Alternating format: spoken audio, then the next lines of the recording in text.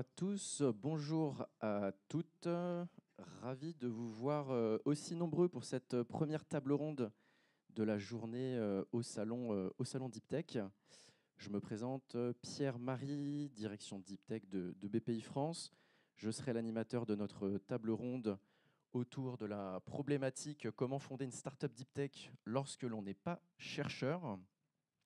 Donc pour répondre à cette question, j'ai le plaisir de recevoir Victoire Bach, cofondatrice et directrice générale de la startup Opia, Sarah Nokri du Talent Studio Deep Tech de l'ESSEC, Amaury d'Entresangle, responsable développement startup de la SAT Science, et Frédéric Lebrun, partenaire chez Go Capital.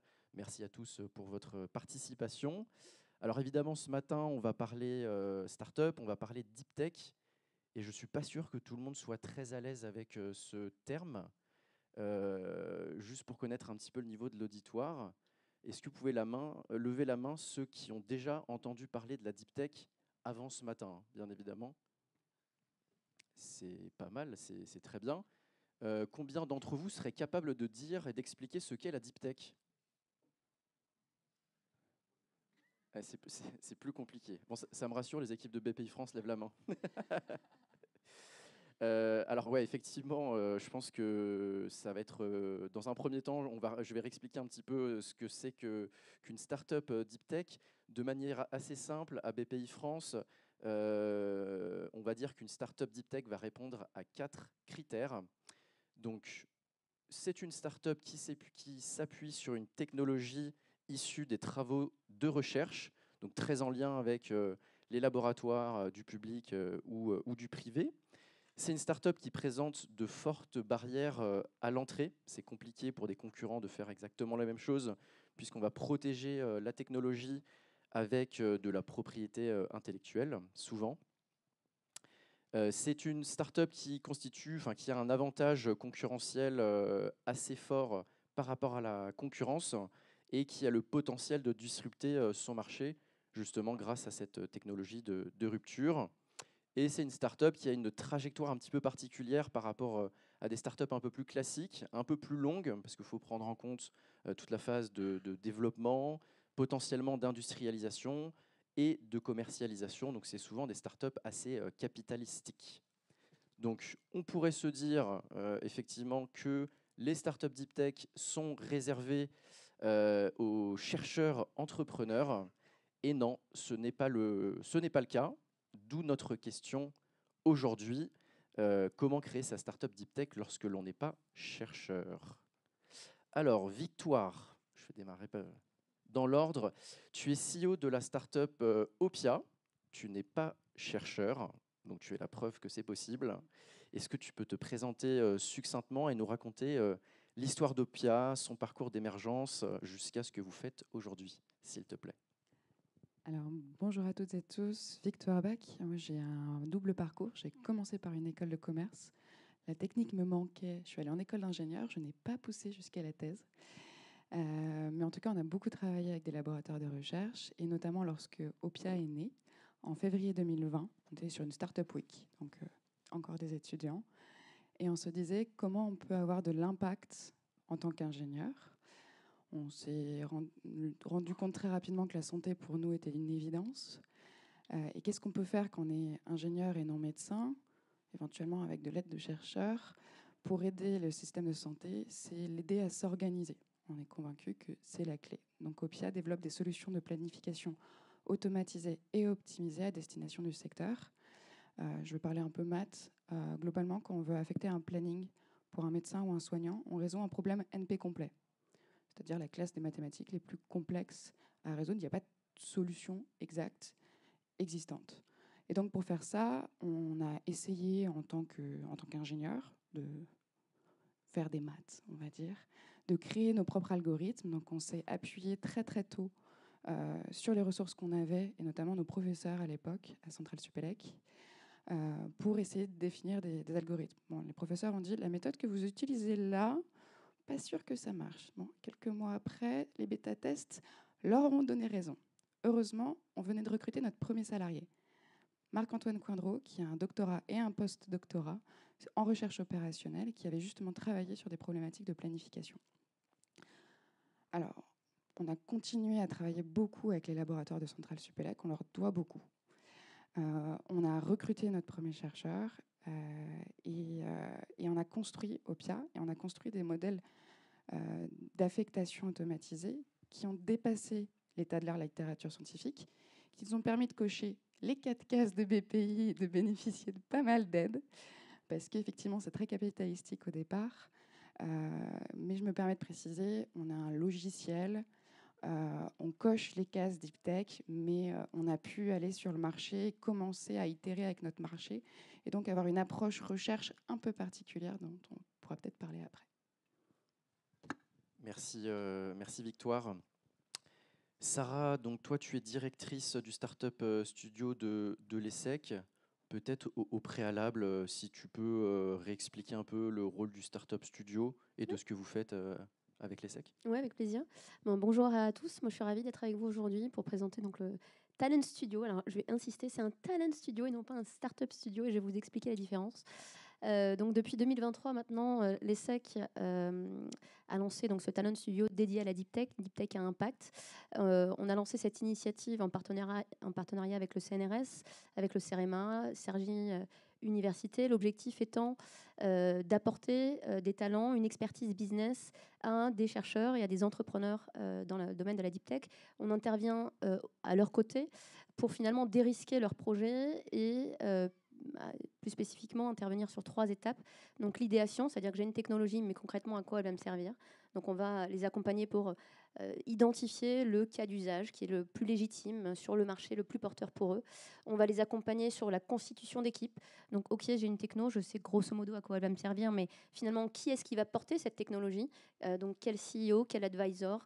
Et le troisième volet, c'est effectivement quelle stratégie de go-to-market, comment est-ce que je vais entrer sur ce marché, commercialiser et finalement mener ce projet vers le succès. Aujourd'hui, on source donc l'ensemble des projets qu'on accompagne au sein de nos partenaires, et on est en mesure de s'appuyer sur le réseau de l'ESSEC et le réseau de tous nos partenaires pour aller trouver effectivement les bons talents qui vont être en mesure d'apporter tout leur champ de compétences sur ces problématiques qu'on a évoquées. Donc on n'est pas un startup studio parce que nous on prend pas d'equity, on prend donc pas de capital dans les startups qu'on accompagne. Ça c'est très important. On met pas d'argent non plus, on met pas de cash.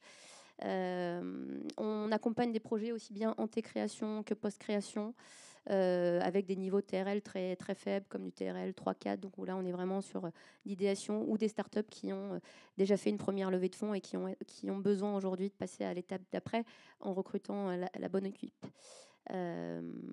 Donc voilà pour moi. Et justement, est-ce que vous accompagnez des startups deep tech qui n'ont pas été à l'initiative par un chercheur ? Alors nous, c'est un peu particulier parce que justement, le studio travaille et avec des acteurs du monde de la recherche. Donc, de facto, les technologies qu'on accompagne sont issues du monde de la recherche. En revanche, l'ESSEC a plein d'autres dispositifs d'accompagnement, d'incubation de startups, dont ESSEC Ventures. Et en fait, on se rend compte, et c'est aussi pour ça qu'on s'est lancé dans la Deep Tech, on se rend compte qu'il y a beaucoup de profils qui sont des non-chercheurs, qui ont envie de se frotter à des sujets qui sont beaucoup plus complexes. On a beaucoup d'ingénieurs refoulés en fait, à l'ESSEC qui ont envie d'aller vers du quantique, typiquement, de la biotech. Et donc, c'est aussi pour ça qu'on s'est lancé. Et naturellement, ces gens-là montaient des boîtes dans la deep tech.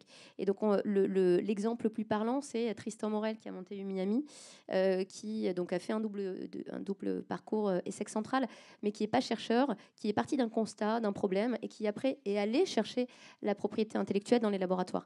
Donc c'est possible aussi de monter des boîtes deep tech quand on n'est pas chercheur. Il y en a qui le font, mais nous effectivement on accompagne surtout des projets qui sont issus du monde de la recherche. C'est très clair. Merci Sarah. J'en profite, on va se réserver 10-15 minutes à la fin pour les questions. Donc si vous en avez, n'hésitez pas de les garder, on les adressera bien entendu. Amaury, donc tu es responsable du développement startup de la SAT Science. Même chose, est-ce que tu peux dans un premier temps réexpliquer ce qu'est une SAT, son rôle dans la création de start-up, s'il te plaît. Oui, bien sûr. Bonjour à tous. Alors, qu'est-ce qu'une SAT? Une SAT, c'est un organisme de transfert donc, qui a pour but de faire le lien entre la recherche académique et le monde économique. En France, il y a 13 SAT qui sont répartis sur l'ensemble du territoire. Pour ma part, je travaille pour la SAT Science. Donc, nous, on est sur la Bourgogne-Franche-Comté, une partie de la Lorraine et la Champagne. Alors, concrètement, qu'est-ce qu'une SAT fait? Elle a pour rôle de détecter les innovations en fait, au sein des laboratoires, donc des innovations qui semblent prometteuses. Pour ça, on va physiquement sur place, on se balade dans les laboratoires et on essaye de détecter celles pour lesquelles on voudrait en tout cas investir dedans. Donc on arrive sur le deuxième rôle en fait, finalement, de la SAT, c'est la partie maturation. On a un rôle finalement de premier investisseur. On va investir dans cette technologie innovante. Investir à la fois du cash, de l'argent, du temps. Donc en fait, on va procéder à des études de marché. Concrètement, on va déposer les brevets pour le compte des établissements, pas pour le compte des SAT, bien entendu. On va acheter du matériel, recruter des ingénieurs en maturation, avec pour objectif finalement de dégrossir le marché pour que ce soit plus facile pour la partie transfert. Et puis surtout de faire monter en TRL la technologie, donc de faire monter le niveau en tout cas de progrès scientifique de la techno pour qu'on puisse la transférer. Voilà, il faut avoir un certain TRL avant d'être transféré. Donc nous, notre objectif, c'est ça. Donc finalement, on arrive à la fin, c'est-à-dire le transfert. La finalité des SAT, c'est le transfert qui peut se faire soit vers le monde industriel directement, soit en créant une start-up autour de cette techno. Voilà, nous, on participe à la création de cette startup. On ne crée pas les startups, on participe. On arrive sur mon rôle, en fait, finalement, au sein de la SAT Science. Moi, personnellement, j'ai plusieurs casquettes. Je suis là pour valider que la voie de transfert vers une startup, c'est la meilleure voie de valorisation possible. Ma deuxième casquette, c'est de suivre le portefeuille de startups qu'on a créé. Je faisais un point tout à l'heure, on en a créé quasiment une cinquantaine, juste pour la SAT Science, donc fois 13 SAT, ça fait quand même un certain nombre de startups qui ont été créées. Donc moi, j'ai pour rôle de les suivre, un peu comme un directeur de participation pour les startups dans lesquelles on a investi au capital. C'est pas systématique, bien entendu. Et ma dernière casquette, qui touche plus peut-être la table ronde d'aujourd'hui, c'est la création justement de l'équipe. Donc de l'équipe Aventure Startup, on va appeler ça comme ça. Je suis là pour recruter les CEO. Donc ça peut être des CEO qui sont des chercheurs. Enfin, justement, si les chercheurs ne se positionnent pas en tant que CEO ou s'ils n'ont pas d'appétence pour ça, on va être amené à recruter un CEO. Ce qu'il faut savoir, c'est qu'il doit y avoir à peu près 90% des chercheurs à l'origine des technologies qui souhaitent continuer l'aventure startup. C'est-à-dire qu'il y a 10% où c'est compliqué de faire un transfert vers une startup parce que trouver un CEO, si l'équipe fondatrice à l'origine de la technologie ne prend pas part à l'aventure, ça devient très compliqué. Et pour les investisseurs aussi, je pense que c'est presque un no-go directement. Voilà.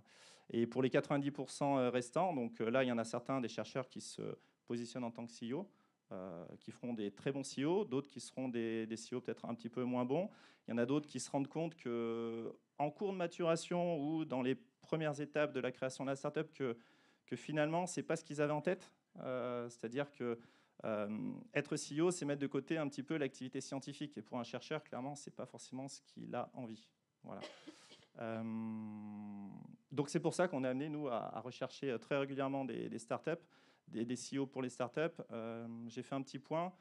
Nous, on a une dizaine de projets orphelins à date, qui sont, pour lesquels il va falloir que je sois amené à trouver en tout cas un CEO dans les 12 prochains mois.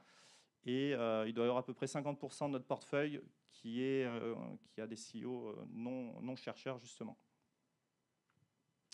Super, très clair. Merci Amaury. Frédéric, donc tu es partenaire chez Go Capital. Là, on est plus avec un filtre de fonds d'investissement. Même chose, est-ce qu'au préalable, un petit peu, tu peux expliquer le rôle du fonds d'investissement vis-à-vis de la startup, lors de l'émergence, éventuellement de sa croissance, s'il te plaît? Avec plaisir. Déjà, merci de nous accueillir. Alors, j'ai rejoint il y a 2 ans Go Capital. Go Capital qui a maintenant 21 ans. On a 350 millions d'euros sous gestion, ce qui est déjà pas mal. On a une centaine de sociétés aujourd'hui en portefeuille. Et sur la centaine, il y en a au moins 50 qu'on pourrait qualifier de deep tech, suivant les critères que tu nous as présentés, Pierre. Alors nous, Go Capital, juste en 2 secondes, on a un ADN où on a 3 valeurs. On a deep tech, territoire et ESG et développement durable. Pourquoi territoire? On a été créé à Rennes et aujourd'hui, sur une équipe d'une trentaine de personnes, on est 29. On a 9 bureaux, ce qui est très, très inhabituel pour un fonds d'investissement. Et pour nous, ça fait partie de notre ADN pour être justement au plus proche des entrepreneurs, des chercheurs et des sociétés dans lesquelles on investit. Notre rôle d'investisseur va être de donner des moyens à une équipe de passer différentes étapes et de passer, alors peut-être un peu plus que de l'idée, mais de passer de premiers prototypes à du chiffre d'affaires, idéalement. Et ensuite, ça va dépendre, bien évidemment, des secteurs. Étant donné qu'on a une spécificité territoriale forte plutôt à l'ouest, on intervient quand même sur un spectre extrêmement large. C'est-à-dire qu'on fait de la santé. Dans la santé, on fait medtech, biotech, on fait de l'industrie, on fait de l'énergie et on fait également un petit peu de digital. Autant le digital, ça se fait pas mal dans le 9e arrondissement ou dans le Sentier. Quand on commence à vouloir faire comme Switch Energy, générer de l'électricité, il faut être proche d'un cours d'eau. Alors on en a à Paris, mais l'espace est un peu cher et je ne suis pas sûr qu'on ait les flux nécessaires. Donc d'où la nécessité d'être proche du territoire.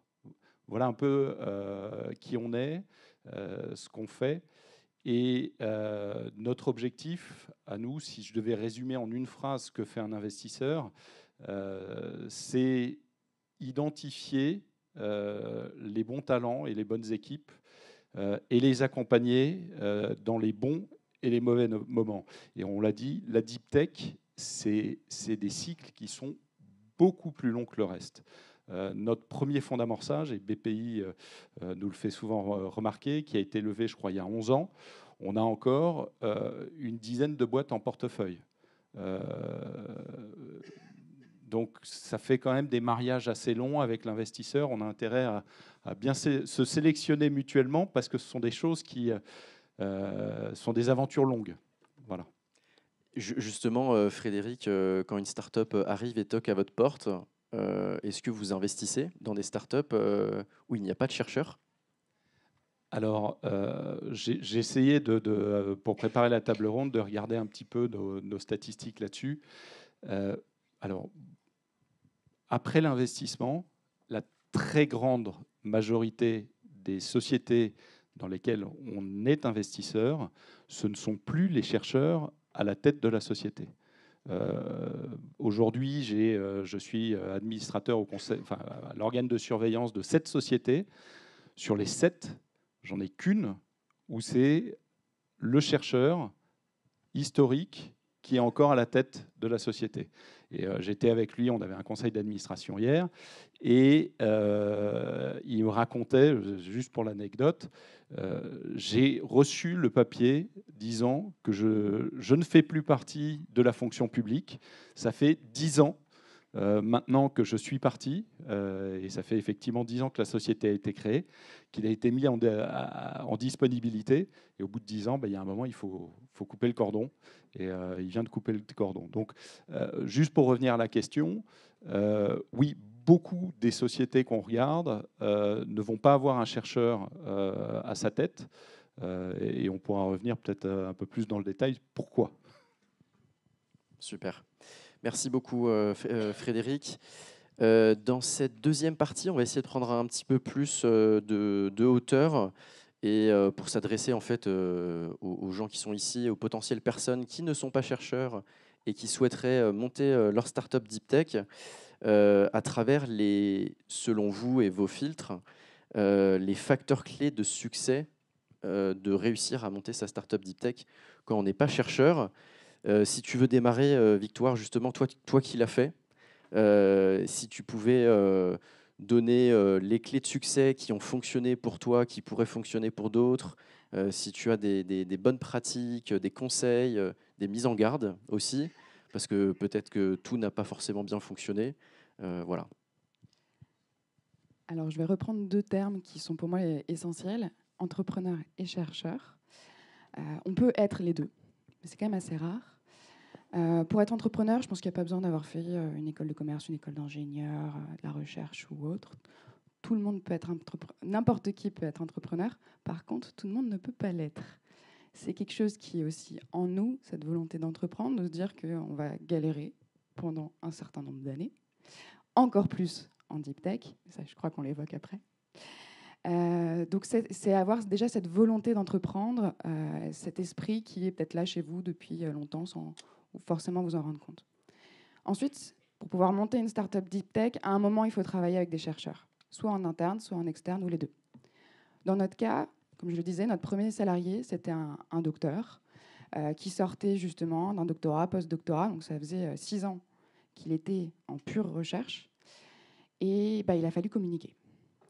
Parce que oui, la recherche et l'entrepreneuriat, c'est pas le même monde, c'est pas le même langage. Et cette notion de communication, de besoin de comprendre qu'en fait, on n'est pas du tout sur les mêmes temporalités. On n'est pas du tout sur la même vision, parce que nous, on est, en tant qu'entrepreneur, on est très terrain, produit, comment on fait pour répondre à nos clients, nos utilisateurs. Et en recherche, c'est plutôt se dire quel est le modèle qui va fonctionner par rapport à la problématique que j'essaie de résoudre. Alors, bonne nouvelle, il y a moyen de concilier les deux, mais ça prend du temps. Notamment notre chercheur, déjà, il a pris du temps à se poser sur la modélisation, notre problématique, mais on a aussi pris du temps à apprendre à travailler ensemble. Ce qui fait que les équipes opérationnelles qui étaient sur le terrain faisaient des présentations très régulières des cas terrain pour que notre chercheur et même l'équipe maintenant algorithmique puissent en fait comprendre que oui, on peut faire une modification sur l'algorithme, sauf que quand il est déjà en production chez des utilisateurs, on ne peut pas se permettre que ça plante et que ça ne marche pas pendant quelques jours. Et donc, Marc-Antoine a théorisé quelque chose qui lui a beaucoup plu. Maintenant, il se déclare comme développeur. Voilà, c'est assez drôle.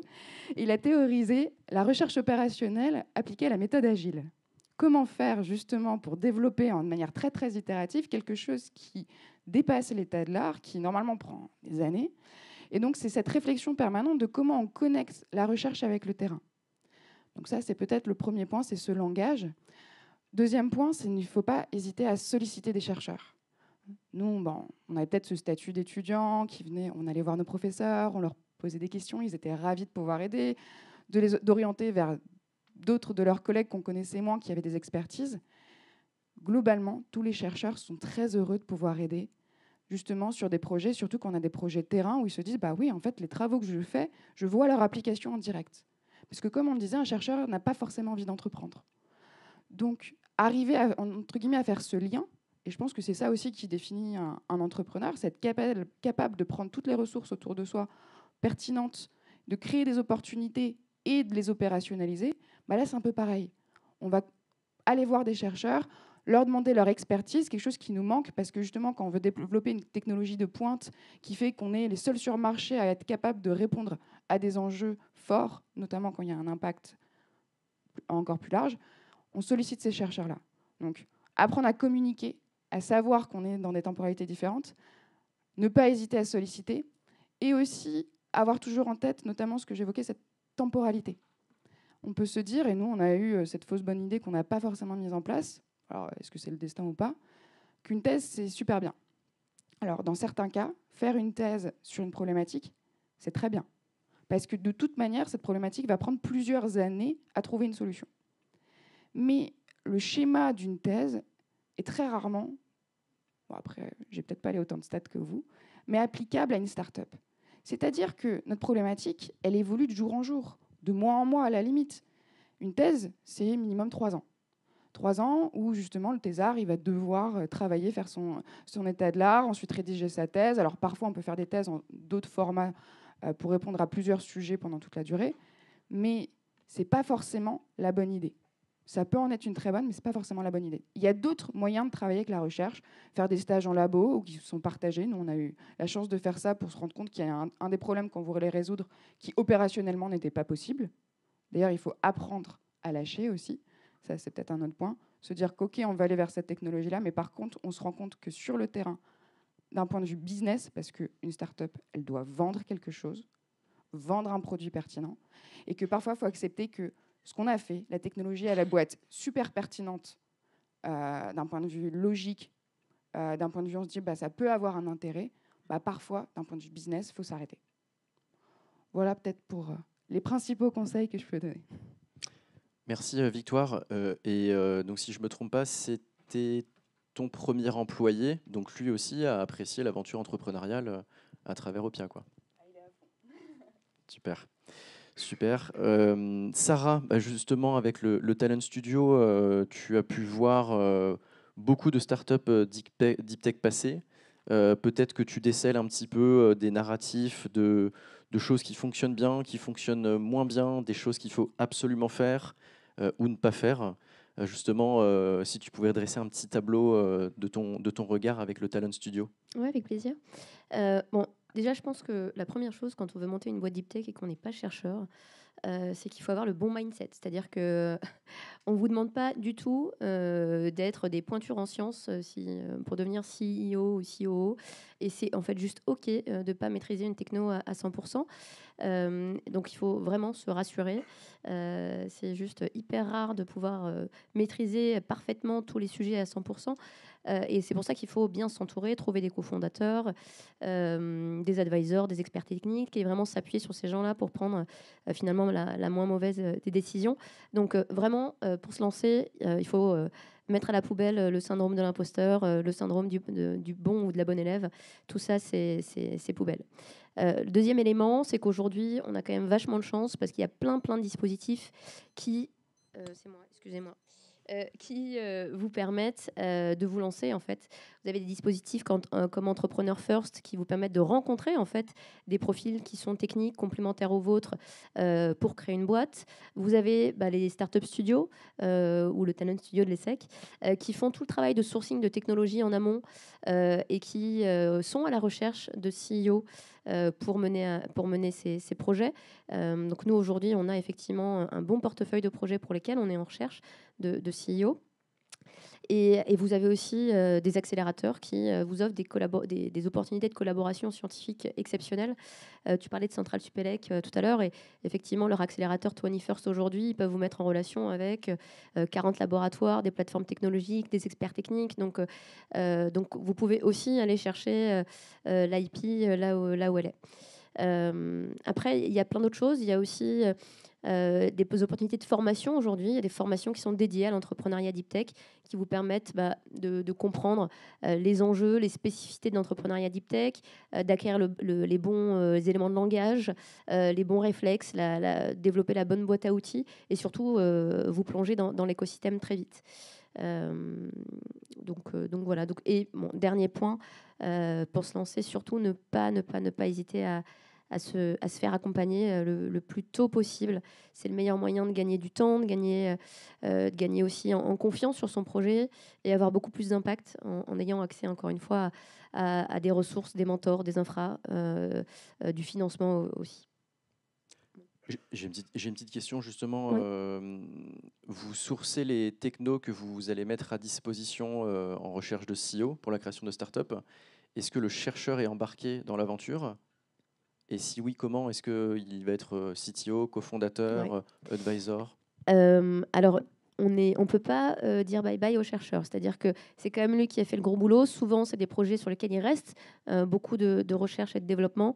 Donc après, l'enjeu, c'est vraiment de savoir comment se projette le chercheur dans le projet. Est-ce qu'il se projette comme cofondateur? Est-ce qu'il se projette comme plutôt consultant externe sur une durée plutôt longue quand même? Donc non, c'est quand même, on peut pas se débarrasser du chercheur, il faut qu'il soit impliqué, et d'où la nécessité effectivement d'échanger avec eux, de comprendre ce qui les anime, ce qui les motive, qu'est-ce qui va les engager et où est-ce qu'ils ont envie d'aller avec ce projet-là. Mais donc non, les chercheurs sont toujours, restent dans la partie, hein. On les garde. Mais juste pour revenir, effectivement, il y a quand même un enjeu qu'il ne faut pas sous-estimer. Donc, effectivement, les soft skills nécessaires pour collaborer avec ces gens-là et surtout le leadership. Il va falloir vraiment être en mesure de les influencer positivement pour que ces chercheurs-là, ils aient envie de vous suivre dans votre vision. Donc, ça, c'est vraiment des éléments qu'il faut travailler pour que ça se passe au mieux avec ces profils-là. Merci Sarah. Amaury, même chose, hein, tu vois beaucoup de startups passer, que vous accompagnez. Donc de ce que j'ai compris, généralement, c'est les chercheurs qui viennent taper dans un premier temps à la porte. Voilà, si tu peux nous dresser un petit tableau des choses bien, moins bien, des mises en garde, éventuellement avec des exemples concrets. Je voudrais juste rebondir sur ce que disait Sarah avant. En effet, les chercheurs, c'est primordial qu'ils fassent partie de l'aventure. Ça, c'est clair, à 200%. Il y a pas mal de façons, en tout cas, de les intégrer dedans. Il y a à la fois capitalistiquement parlant, c'est-à-dire ils prennent des parts au capital, et il y a également opérationnellement. Et là-dessus, soit ils peuvent être dédiés à 100% CTO, CSO ou autre. Et ensuite, il y a des mises à disposition, des concours scientifiques qui sont possibles. C'est les chercheurs qui doivent demander en fait l'accord à leur établissement et qui leur permettent en fait de dédier du temps à une aventure startup tout en gardant leur activité de chercheur, d'enseignant-chercheur, etc. Donc je pense que ça, c'est une des premières choses à avoir en tête, c'est qu'il faut les intégrer dedans et il faut réfléchir à comment les intégrer dedans. Je pense que la plus grande difficulté, la première en tout cas, c'est l'accès à la technologie. C'est-à-dire que là, vous êtes dans cette salle, vous vous demandez peut-être comment je peux aller trouver la technologie dans laquelle je vais me lancer avec cette aventure startup. Moi, ce que je vous conseille, c'est déjà de regarder dans votre réseau, premier cercle, deuxième cercle, vous prenez LinkedIn très facilement, et vous regardez si vous n'avez pas des chercheurs ou des personnes, des amis ou d'amis, parce que c'est tout de suite beaucoup plus simple de créer une startup avec quelqu'un qu'on connaît, même s'il est chercheur, parce que c'est la première difficulté en fait. Créer une startup, c'est finalement se marier entre guillemets, et il vaut mieux partir sur des bases solides. Voilà. Donc si déjà vous avez quelques appétences, des valeurs en commune, une grosse part en tout cas du risque est limitée.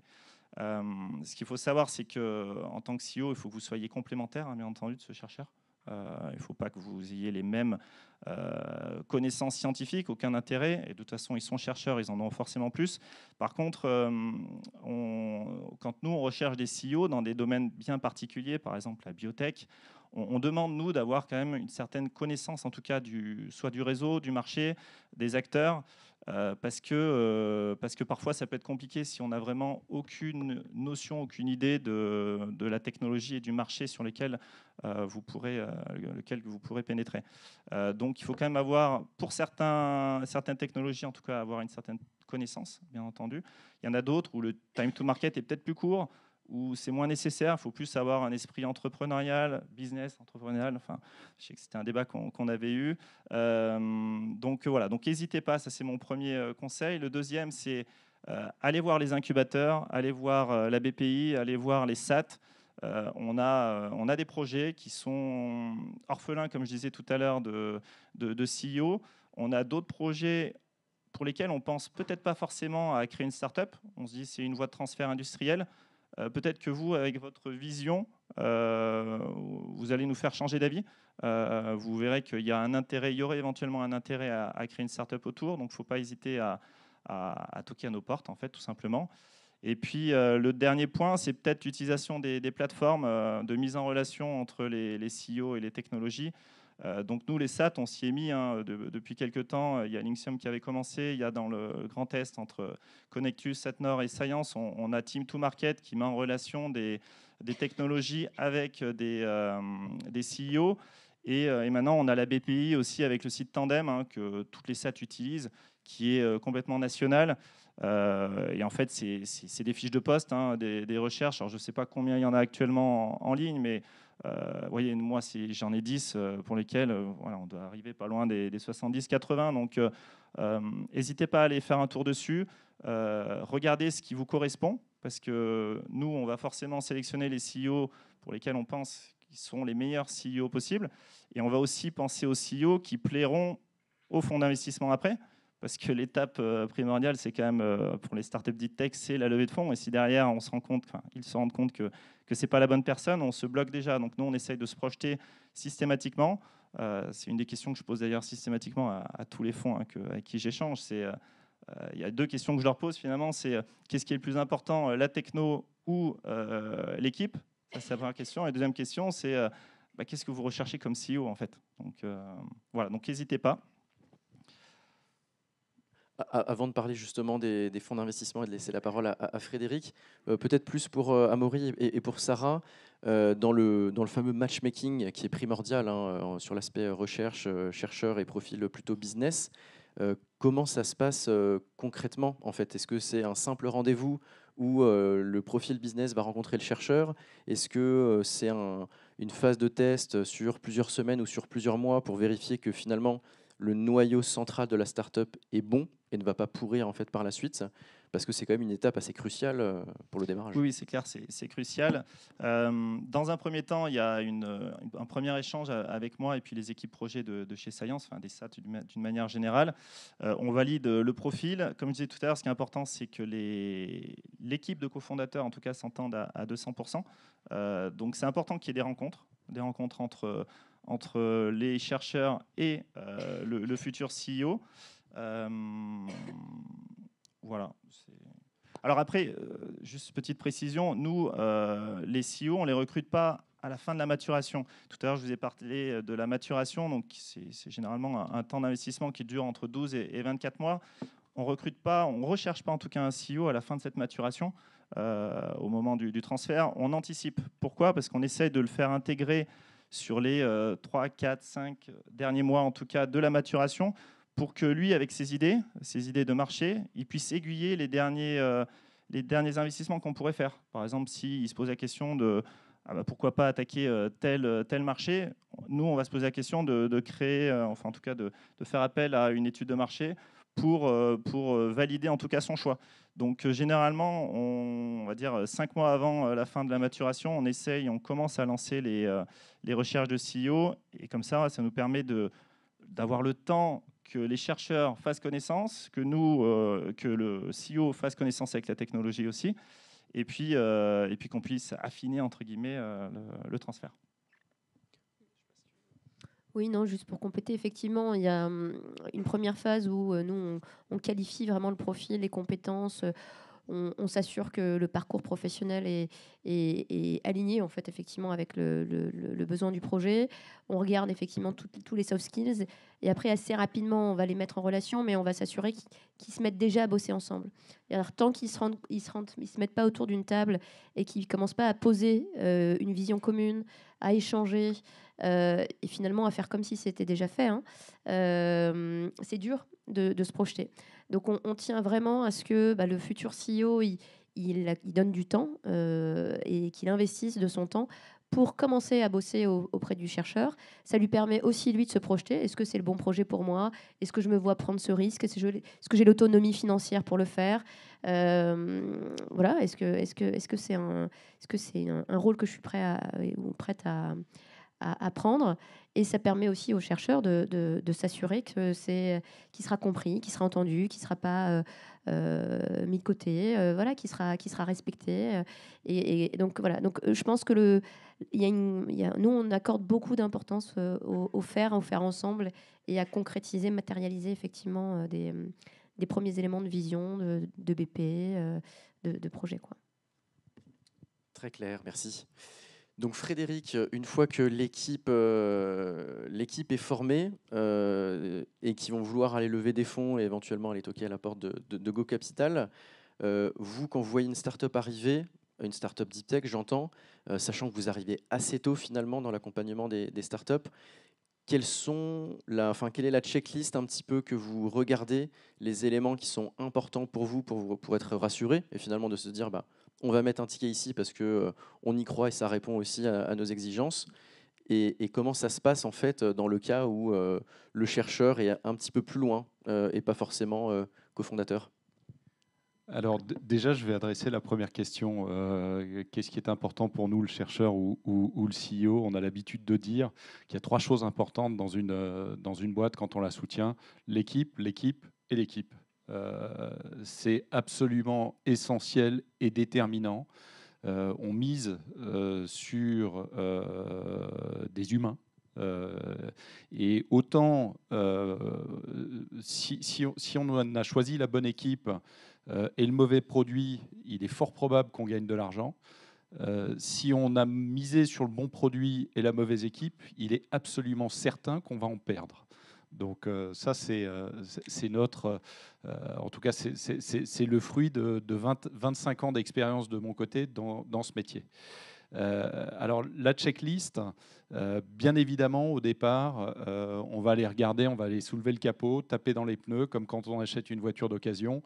On va regarder, on va se poser les questions, on va interroger et regarder la science. On va faire des audits de propriété intellectuelle pour regarder si justement on a un début de commencement de barrière sur la technologie qui va avoir été développée.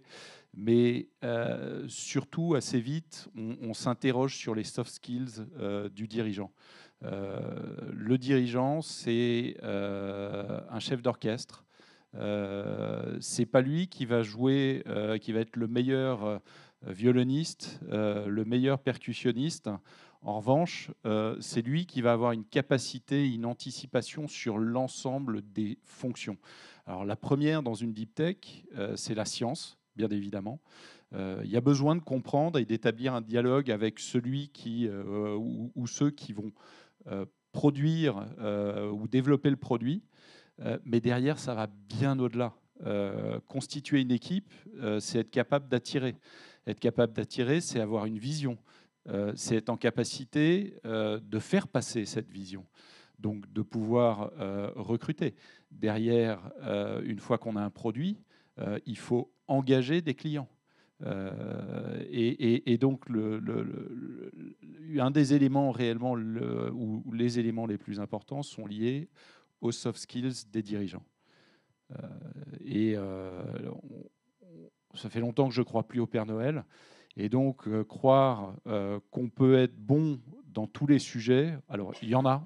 J'en ai rencontré un. Fred Potter est un type absolument hallucinant. Je l'ai baqué historiquement. Il a plein d'histoires d'entrepreneurs. Il a démarré en CTO, il a été CEO derrière. On a vendu une boîte à Legrand. Il a fait gagner beaucoup d'argent à ses investisseurs. Il vient de la technique.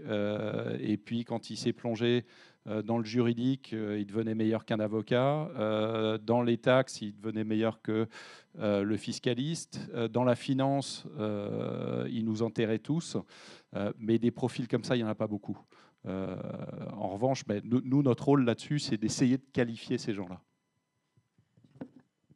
Vu que vous arrivez assez tôt dans le développement de la start-up, est-ce qu'il y a parfois des cas où finalement, soit on a un profil chercheur qui gère la start-up, ou soit un profil business sur lesquels vous allez parier, vous allez choisir de les accompagner sous réserve qu'ils puissent se renforcer en termes d'équipe. Donc pour le chercheur, pour que ça soit primordial d'apporter cette compétence business complémentaire ou pas? Alors, on essaye de faire en sorte, même si on intervient au stade d'amorçage, et donc on est le premier investisseur financier à entrer dans la société, on fait en sorte que la science et la compétence chef d'orchestre soient déjà dans la société. Parce qu'on sait que c'est quelque chose qui prend du temps. Et je loue la volonté de Sarah de faire en sorte que les deux se rencontrent le plus tôt possible. parce que c'est absolument essentiel. Et partir avec uniquement de la science en se disant oui, on va trouver quelqu'un qui aura des compétences supplémentaires, on peut l'écrire ou autre, mais en général, les chercheurs ont pas mal d'ego, les CEO aussi, hein. Et assez vite, on se dit, c'est quand même pas sorcier, je suis capable de travailler sur de la fusion à froid, et on va pas me dire que je suis pas capable de recruter quelqu'un ou de faire une évaluation annuelle. C'est pas toujours aussi simple que ça. Et donc, faire en sorte, en tout cas, que dès le départ, ce duo soit constitué et ait eu le temps de voir qu'ils sont capables de rester dans une même pièce, de passer du temps ensemble, de réfléchir à des projets, de s'écouter mutuellement, c'est essentiel. Très clair. C'est vrai qu'il y a beaucoup de blocages psychologiques, nous, qu'on voit au quotidien avec BPI France, pour les profils non chercheurs, de se dire est-ce que moi j'ai ma place en fait, à jouer dans l'écosystème Deep Tech dans la création de start-up. Donc la réponse c'est oui. Et en plus de ça, c'est vachement rassurant de se dire qu'il y a tout un écosystème de services qui s'organise, notamment qui permet de faire du matchmaking, d'aller à la rencontre de chercheurs et d'arriver, vous, avec votre bagage, votre expertise pour être CEO ou autre. Donc n'hésitez pas, en fait, aujourd'hui, il y a vraiment tout pour pouvoir le faire. On va arriver sur la fin de la table ronde de cette première partie. Il nous reste 13 minutes, 12 minutes pour les questions. N'hésitez pas, on va le faire en sorte que ça soit assez interactif. Je vais faire passer le micro.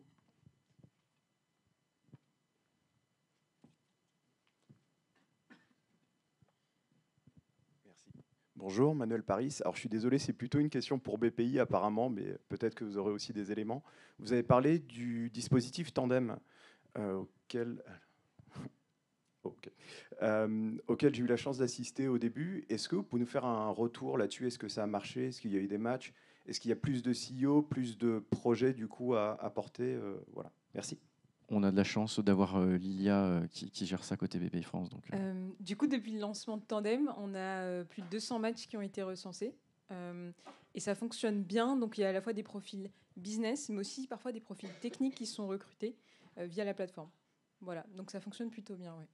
Et on a plus de 400 offres qui ont été publiées depuis le début. Donc, ça fait quand même un ratio de 1 sur 2 matchs, ce qui est pas mal. Voilà. Et pour rebondir sur ce que Lily a dit, en effet, nous, on a trouvé des CEO clairement pour nos startups. Il y en a une qui pitch tout à l'heure là, dans la bulle. Il y en a une autre qui est en cours. Voilà, nous, on doit être à 4 ou 5 originés depuis Tandem. Donc oui, ça marche. Après, la première source, c'est ce que je disais tout à l'heure, c'est le premier réseau. C'est beaucoup plus simple. Parce que là, avec Tandem, on rentre dans une phase de pur recrutement, presque RH. Donc personnellement, c'est pas mon métier, mais c'est peut-être plus compliqué. Mais par contre, voilà, nous, on a des startups qui sont créées, qui sont en cours de création, et qui ont été faites via Tandem. Bonjour, Olivier Pejon, je suis fondateur d'une startup de Deep Tech et je ne suis pas chercheur, justement. J'ai une question sur ces ressources qu'on fait venir après, donc les docteurs, de rétention, en fait. Parce qu'en général, ces chercheurs qui arrivent après, ils sont pas actionnaires. Et donc, je voulais avoir l'avis de Victoire et puis aussi de l'investisseur. Est-ce que c'est un problème d'avoir les chercheurs qui ont vraiment la matière grise, on va dire, du contenu technologique, ne soient pas actionnaires? Non, c'est exactement la question qu'on s'est posée en recrutant Marc-Antoine. On s'est dit, c'est un petit génie des maths, il va falloir l'occuper. Mais en fait, et c'est ce qu'on a fait pour engager toute l'équipe. Hein. On a une équipe très tech, avec beaucoup d'ingénieurs, quasiment que ça d'ailleurs. C'est comment on engage l'équipe autour d'un projet commun. Et ça passe par savoir ce qu'on résout, quels problèmes on résout, qui sont nos utilisateurs, emmener justement du monde sur le terrain. Donc, moi, j'ai des souvenirs avec Marc-Antoine dans les couloirs d'un hôpital où on attendait notre rendez-vous. Tout le monde en ressort généralement très engagé parce qu'on sait ce qu'on fait. On palpe un peu ça. Et il y a aussi célébrer des petites victoires. Parce que la recherche, on a l'habitude, ça peut prendre beaucoup de temps avant d'avoir des résultats. Et je pense que c'est important aussi de changer un peu ce paradigme, de se dire, voilà, on célèbre tous ensemble ce qu'on arrive à faire. Et là, dernièrement, on a mis un message sur le Slack, ça peut paraître bête, mais les opérationnels qui disent c'est génial, l'algo il va 3 fois plus vite qu'avant, c'est génial. Et Marc-Antoine qui dit qu'il rentre de congé paternité, ça fait plaisir de revenir. Donc c'est arriver à créer un collectif sans faire de différence justement particulièrement entre nous, mais créer un collectif où chacun sente sa place, chacun peut se sentir impliqué. Oui, on peut se dire qu'on va mettre des BSPCE, donc une sorte d'accès aux parts de l'entreprise. Je ne sais pas si c'est ça qui est le plus marquant, ça peut être intéressant pour certains, mais c'est vraiment se dire quel est le problème qu'on résout tous ensemble. Un chercheur est souvent assez seul, bon, même si on travaille dans les labos et autres, là on est tous ensemble là-dessus. Alors j'ai quelques exemples de sociétés où en fait les chercheurs à l'origine de la technologie, et du produit en l'occurrence, sont restés dehors. Et dans ces cas-là, pour maintenir le lien, souvent au moment de la création, il y a eu besoin de leur donner une part du capital pour qu'il y ait ce sentiment d'appartenance et une sorte d'élastique, je ne sais pas si c'est le bon terme, mais au-delà des quelques journées qui vont consacrer par mois à la société, à la start-up, ça donne un sentiment d'appartenance. Ensuite, j'ai un autre cas en tête où là, on a une société où les scientifiques sont restés chercheurs. On a eu une licence de la technologie. Les liens ont été beaucoup plus compliqués à maintenir. Et j'ai un dernier cas intermédiaire où le papa de la techno est resté dans son labo. Il a de l'equity, mais il ne travaille pas dans la boîte. Il a un certain nombre d'actions. Ça s'est fait au démarrage de la société. Et le lien s'est fait uniquement via le conseil d'administration où il intervient. Et le lien s'est constitué comme ça. Donc je pense qu'il n'y a pas de recette miracle. On est toujours favorable pour l'engagement de tous à offrir la possibilité à l'ensemble des salariés ou à l'ensemble des parties prenantes du projet de pouvoir bénéficier de la réussite. Ensuite, mais ce n'est pas le débat aujourd'hui, il ne faut pas non plus que ce soit de la monnaie de singe en disant ouais, tu me demandes 10 en salaire, bon, je vais te donner 5, mais j'ai un truc, ça vaut beaucoup plus. Ça s'appelle les BSPCE, les stock options ou tout ce que tu veux, parce que ça, en général, on se le prend dans la figure à un moment donné. Donc, pas de recette miracle, mais c'est toujours bien d'associer.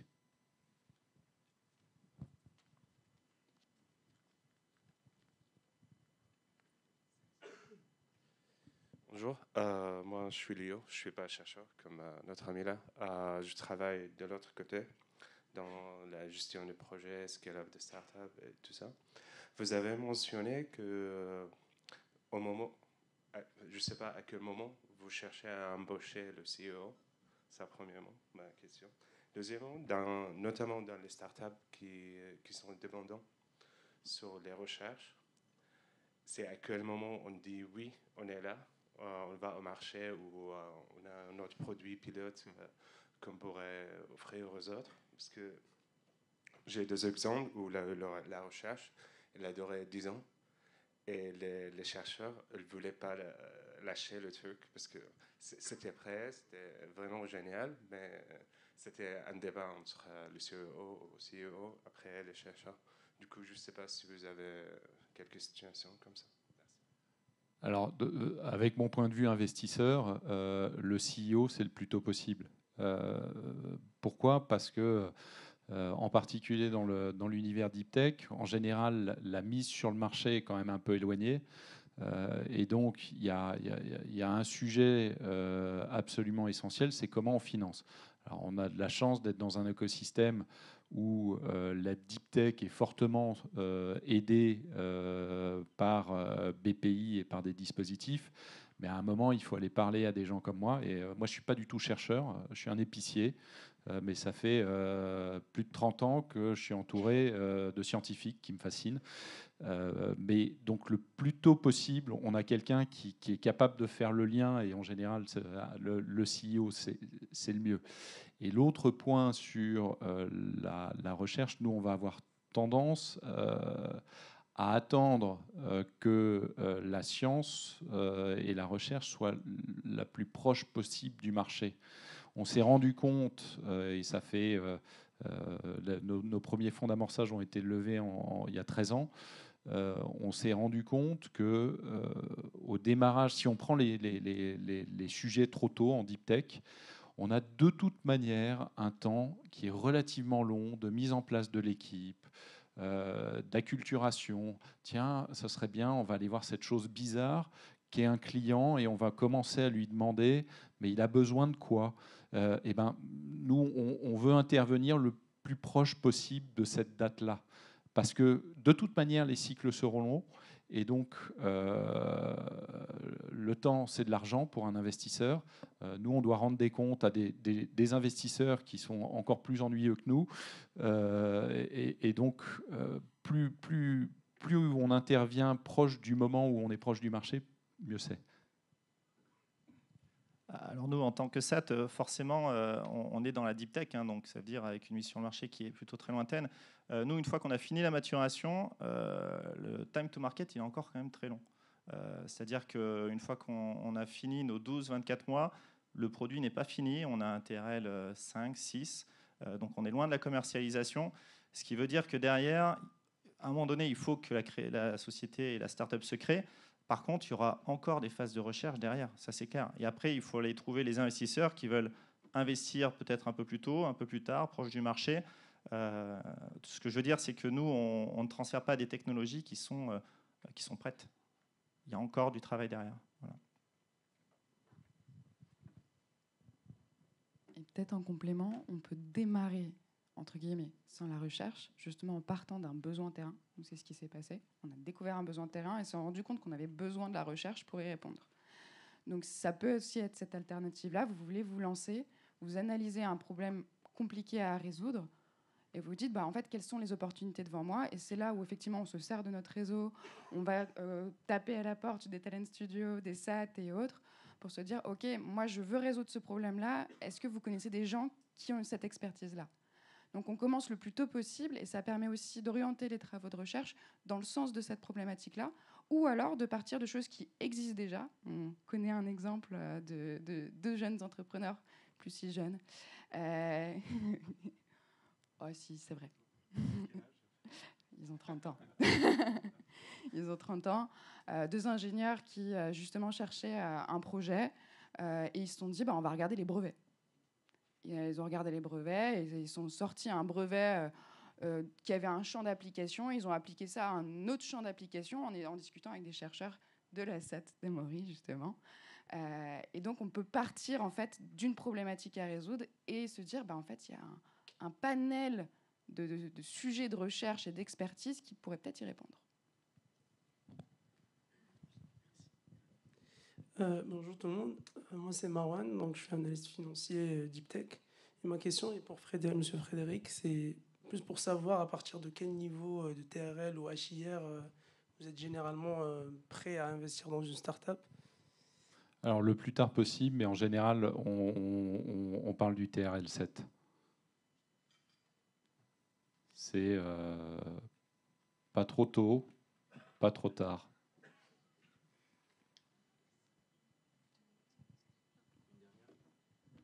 Bonjour, François Rey, je suis fondateur de Véréo et je suis accompagné par la SAT à XLR en Occitanie. Une question sur pas le mécénat, mais l'apport en industrie. Moi, je suis plus en recherche sur la partie scientifique. Qu'est-ce que vous en pensez? Est-ce que vous avez eu de l'expérience dans des sociétés que vous suivez et que ça marche ou pas? Avec plutôt sur l'aspect scientifique qui accompagne une société sur cette modalité de l'apport en industrie. Alors, toute la difficulté, la valorisation. Enfin, déjà, on est dans de la science-fiction sur les sujets de valorisation de start-up. On est sur de la valorisation de l'immatériel. Enfin, nous, on n'a pas une grande passion. Alors, si ça se fait au démarrage, pourquoi pas. Mais ensuite, commencer à aller discuter, oui, mais moi, j'ai une table de capitalisation avec des actions de préférence et telle chose. Ah, mais tu vas me faire de l'apport en industrie, mais tu vas être en ordinaire. Tu vas être, honnêtement, on va parler des langages qui sont tellement différents que ça paraît compliqué. On va malheureusement devoir s'arrêter là pour cette table ronde. Merci à tous pour votre participation. Merci à vous, les intervenants.